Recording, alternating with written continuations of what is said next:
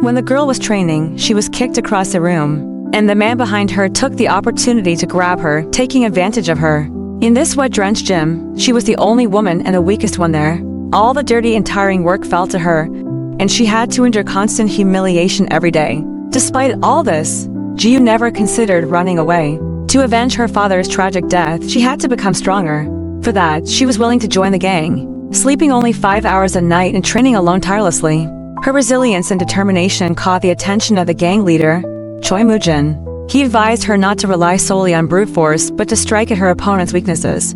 Taking off his jacket, Choi personally began to train Ji-Yoo one-on-one. Under his guidance, Ji-Yoo began to show incredible fighting talent, and soon she was able to spar with Choi on equal footing. Ji-Yoo's chance to prove herself came with an unregulated cage fight in all-out brawl.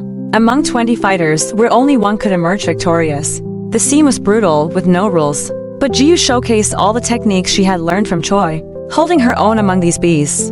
The most outstanding fighter, however, was a man with long hair, whose precise, powerful punches landed with brutal impact. Just as he thought he had the match won, Ji-Yoo struggled to her feet, getting into her fighting stance once more.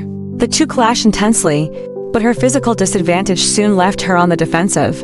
Luckily, Ji-Yoo used her ground fighting skills to gain a moment's respite, then timed a swift back elbow strike that knocked the long-haired man out. Choi proudly announced her as the winner. The long-haired man, proud and egotistical, was furious he had not only lost the fight but was mocked by his roommates for losing to a woman. Although he pretended to be indifferent when Ji-Yoo apologized inside, he was seething with resentment. He had long been jealous of Choi's favoritism toward Ji-Yoo, and now, humiliated in front of everyone, he planned revenge. Later, as Ji-Yoo was showering, he secretly spiked her water with drugs, then, along with his roommates, tried to assault her. Ji-Yoo fiercely resisted, and in a struggle, her father's urn was shattered.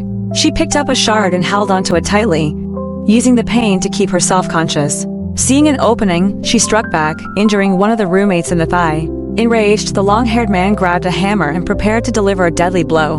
But just in time, the gang's team leader intervened, stopping him and warning that assaulting the boss's protege would have dire consequences.